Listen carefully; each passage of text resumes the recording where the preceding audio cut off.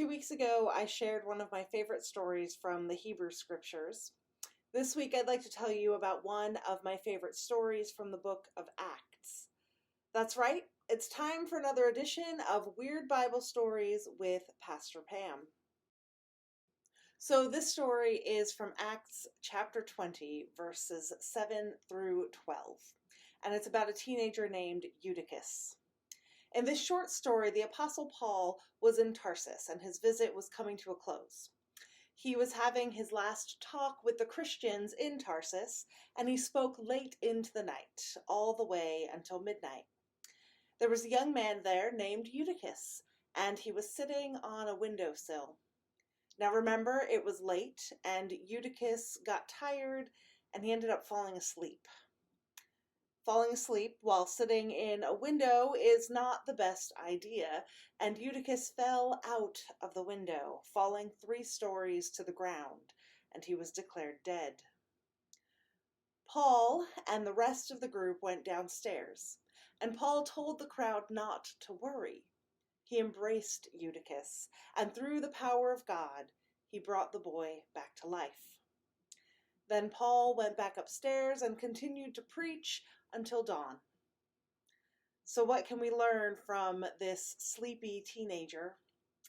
There are 3 major lessons that we can take away from Eutychus's story. First, even though God is always with us, that doesn't mean that we can be careless. Eutychus literally died because he sat in a window while he was tired. If he had used some common sense and chosen a different seat, there's a good chance that this story wouldn't have ever happened. Secondly, life, even our spiritual life, is all about balance.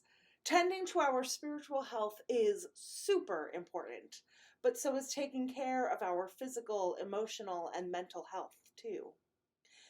It can be easy to get caught up in the fervor of faith and to volunteer for this and sign up for that.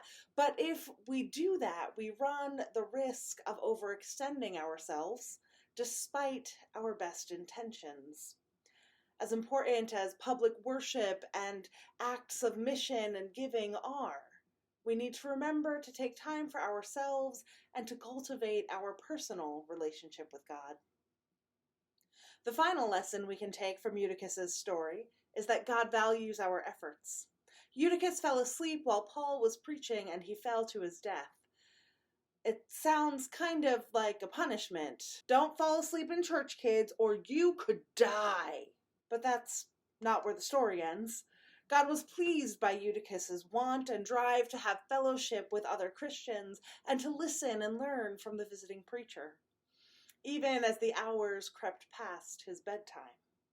God's response, using Paul to bring the boy back to life, is a demonstration of God's love and God's provision. So the next time you're feeling a little sleepy in church, think of Eutychus.